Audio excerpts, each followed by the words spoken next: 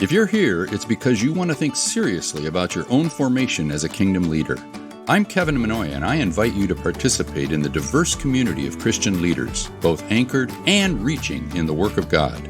Hang on while we push deep into the crevices of leadership formation, whether as a pastor, educator, organizational leader, or business person. Let's go. Thanks again for joining me and spending some time on this mini-series on identity. You'll remember that in the first two sessions, we spent time talking about first personal identity, and then in the second session, we spent time talking about ministry identity. And I gave you an assignment for each one, and I'm hopeful that you've taken some time since you visited here to think through both of those questions and did a little bit of homework together in reflecting on your own sense of who you are and your calling. Today, I'd like to spend a few minutes talking with you about identity in crisis. Now, what I mean by this is not so much that you might be going through an identity crisis of asking who you are, but I'm talking about the idea that every one of us goes through crises in our lives in which it is our identity that anchors us secure and holds us firm.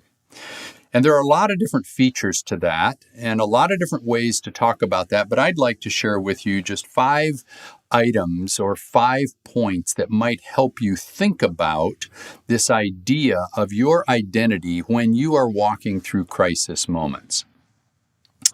If I could put a word picture in your mind, driving through the plains of the Midwest or perhaps anywhere, and you might see some of these very tall towers, radio towers. I'm not sure exactly what they are, but they're these very tall towers. They reach up hundreds of feet into the sky. And when you look at the bottom of those towers comes to a very, very singular point at the bottom.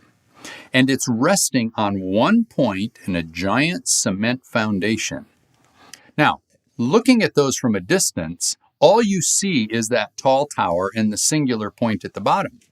And you may wonder, how in the world can that tower stay tall and straight? How in the world does it keep from falling over, especially if a wind comes along or a storm of crisis comes along? How in the world does the tower stay straight? As you get a little closer, you drive a little closer, you begin to see some very fine lines extending from various levels of that tower out to a much broader footprint around the tower, anchored and holding it firm and straight. You see, it's not the principal foundation of that tower that keeps it from falling. It is a multiplicity of points surrounding the tower with guy wires that are holding it firm so that when a 100-mile-an-hour wind or a 50-mile-an-hour wind or a storm or a tornado comes by, that tower remains tall and straight. Those guy wires are what hold it to be true to what it was intended to be.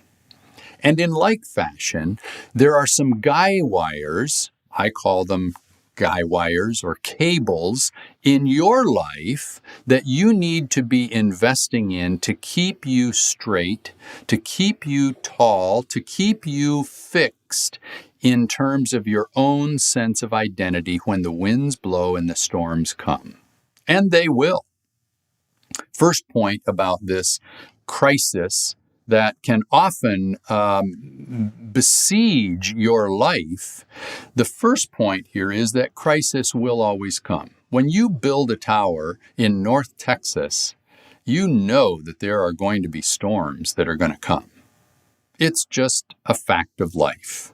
So in your life, you know that storms will come. There is never going to be a time in your life where that you can be assured that you're going to have everything peaceful and no crises will present themselves. Especially if you're in relationship with other people, if you're in a job, even within a marriage, within the family structure, crises will always come. Those storms are always going to hit.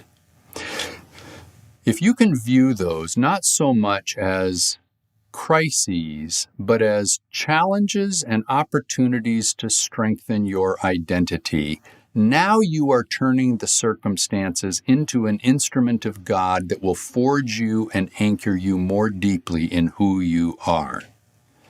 So, identity in crisis can go deeper and deeper with each passing circumstance.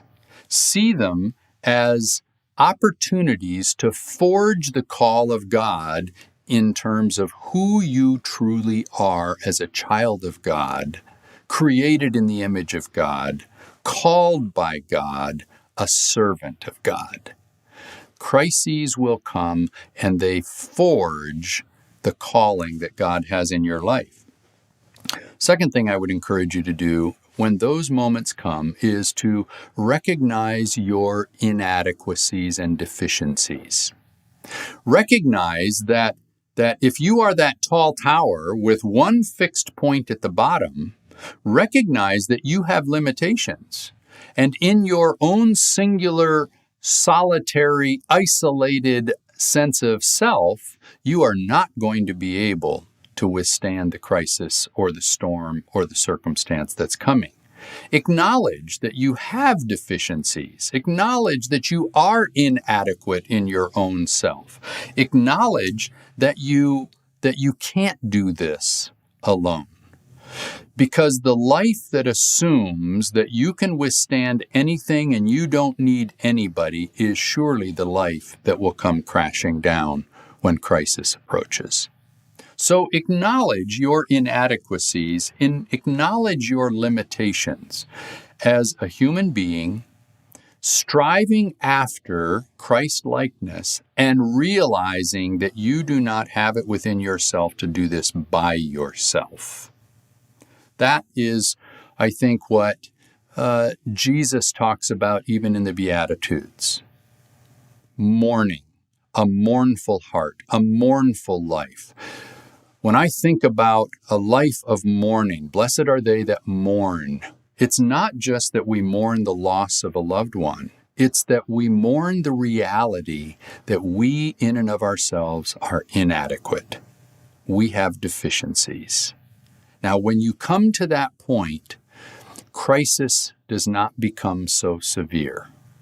Your identity has an opportunity to flourish and hold you in place. And that singular point that you are relying on is not going to be sufficient to hold you upright. A third that's related to this is to live vulnerably. Vulnerability is an important part of Christian discipleship. Now, vulnerability is different than transparency. Transparency is when I show you things about my life, but I retain control of those things. I tell you what I want you to know to gain your proximity or your friendship. Vulnerability is when I show you things about my life and I give you control, even control to hurt me with what you know. See, I become completely vulnerable. Like God became vulnerable when He became incarnate. He became a human being. He became vulnerable to us. He exposed His heart, His life to us, even to the point where He allowed us to hurt Him with what we knew about Him. And we did. We crucified Him, you see. Vulnerability is much more than transparency. And I'm encouraging you in these moments of crisis to live vulnerably in the confidence that your identity will hold you secure amidst the storms, the winds, the tornadoes that are surely going to come into your life in the form of crises. Vulnerability implies interdependence. You see, there's a difference between interdependence and independence. Now, our 21st century global culture deifies independence. And in the U.S. environment, we talk a lot about freedom and independence, and we talk about standing on our own 2 feet, pull ourselves up by the bootstraps and do it on your own. You don't need anybody. I'm going to do this by myself. Leave me alone, right? That kind of independence will surely lead you to isolation and singularity. And when you live in isolation and singularity, you will fall prey to the crisis. Just like that tower lives solely on the basis of a singular point at the bottom, when a wind comes along, it's surely going to come crashing down. So live vulnerably. Embrace vulnerability. That allows you to move beyond independence and into interdependence. Ephesians.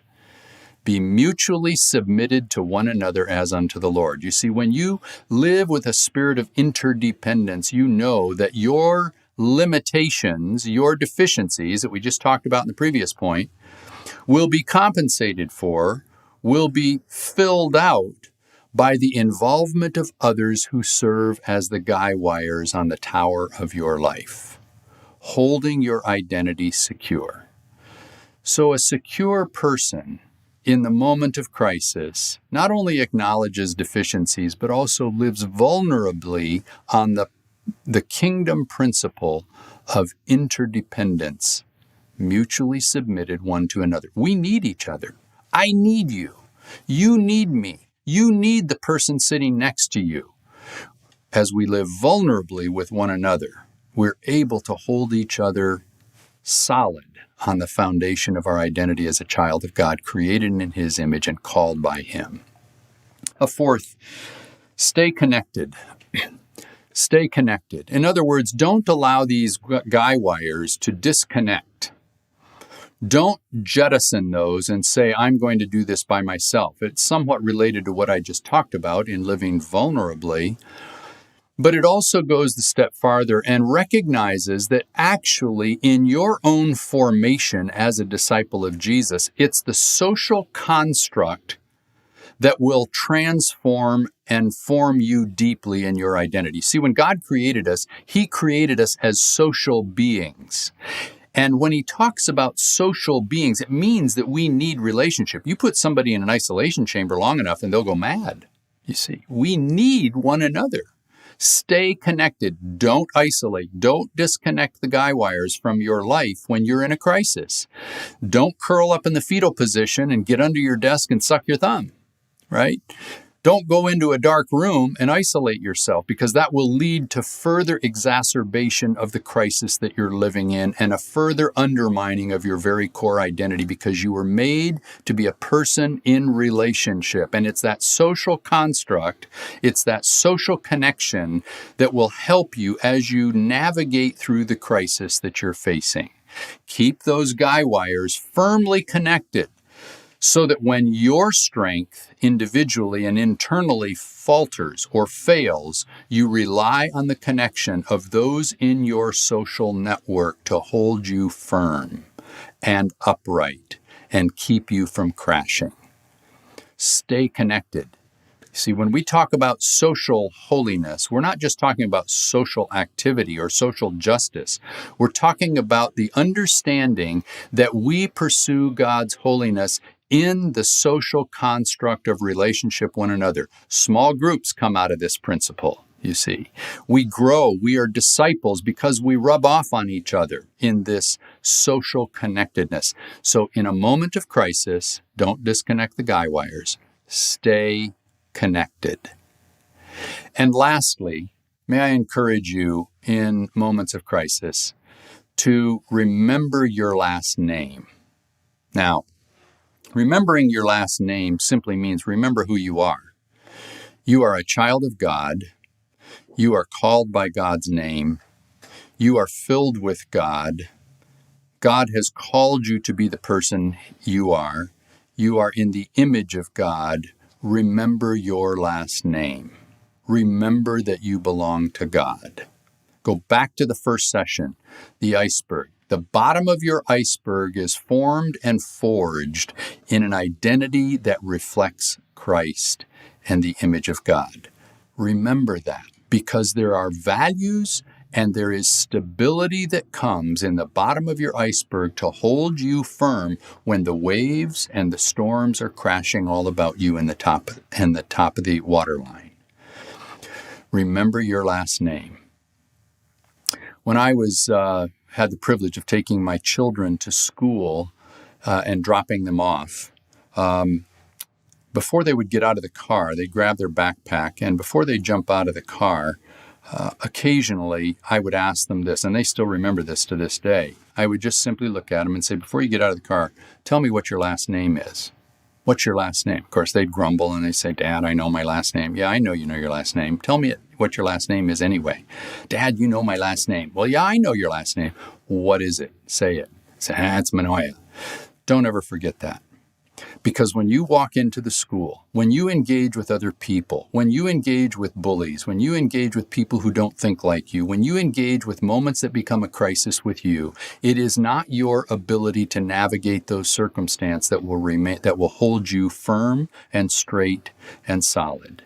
It is remembering your last name that will hold you firm. And whether you get hurt in school, whether you get bullied in school, whether somebody calls you a bad name or they ostracize you and isolate you, you remember what your last name is because there's value and meaning in that last name. And that's who you are, not what they say. Remember your last name in the moment of crisis. So as you navigate crises, may I encourage you in a little bit of homework here that you take some time of reflection, ponder what we've talked about here, and take a few minutes of prayerful reflection and on a piece of paper, write down perhaps a crisis moment that you have experienced, whether it's recently or over some years ago. Write down a crisis moment and then describe the key elements, maybe the guy wires that have held you stable in that moment of crisis. Or acknowledge that you became isolated, you became disconnected, and you forgot your last name.